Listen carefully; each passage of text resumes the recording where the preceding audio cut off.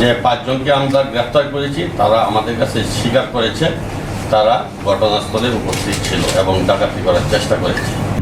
মুন্সিগঞ্জের শ্রীনগরে ঢাকা মাওয়া এক্সপ্রেসওয়েতে রাস্তা বন্ধ করে অস্ত্র হাতে ভাইরাল ভিডিওর ডাকাত দলের 5 সদস্যকে গ্রেফতার করেছে পুলিশ।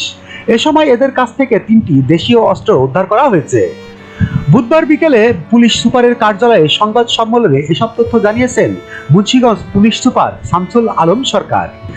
এর আগে মঙ্গলবার দিবাগত রাতে কেরানীগঞ্জ ও দক্ষিণ কেরানীগঞ্জ এলাকায় অভিযান চালিয়ে তাদের গ্রেফতার করা হয়। পুলিশ সুপার জানান, ঘটনার পরপরই অভিযান শুরু করে জেলা পুলিশ। পরে রাতে তথ্য প্রযুক্তি ব্যবহার করে কেরানীগঞ্জ থেকে ডাকাত চক্রের সদস্যদের গ্রেফতার করা হয়। এ সময় তাদের সঙ্গে থাকা 3টি দেশীয় অস্ত্র উদ্ধার করা হয়। গ্রেপ্তারকৃতরা হলেন মোহাম্মদ কালাম ওরফে সিএনজি কালাম, বয়স 40, মোহাম্মদ ইসমাইল হাওলাদার, বয়স 38, মোহাম্মদ রমজান ব্যাপারী, বয়স 27, মোহাম্মদ রাসেল মোল্লা, বয়স 24 ও মোহাম্মদ লিমন মাতব্বার, বয়স 20। এদের মধ্যে কামাল ইসমাইল ও রাসেলের বাড়ি পটুয়াখালীতে, অপর দুজনের বাড়ি মাদারীপুর জেলায়। তিনি আরও জানান, মোট 6 জনের সংঘবদ্ধ চক্রটি সেদিন ডাকাতির ঘটনায় জড়িত ছিল।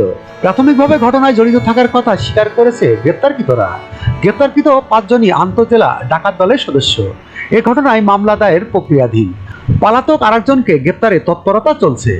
উল্লেখ্য, গত সোমবার দিবাগত রাত 2টা ঢাকা মাওয়া এক্সপ্রেসওয়েতে শ্রীনগর উপজেলার ওমপাড়া এলাকায় সার্ভিস রাস্তার উপর গাছ ফেলে প্রতিবন্ধকতা সৃষ্টি করে ডাকাত দল। এ সময় ডাকাতরা অস্ত্র উঁচিয়ে দৌড়ঝাঁপ করে গাড়ি থামাতে থাকে। এ ঘটনা ধরা পড়ে ড্যাশ ক্যামেরায়।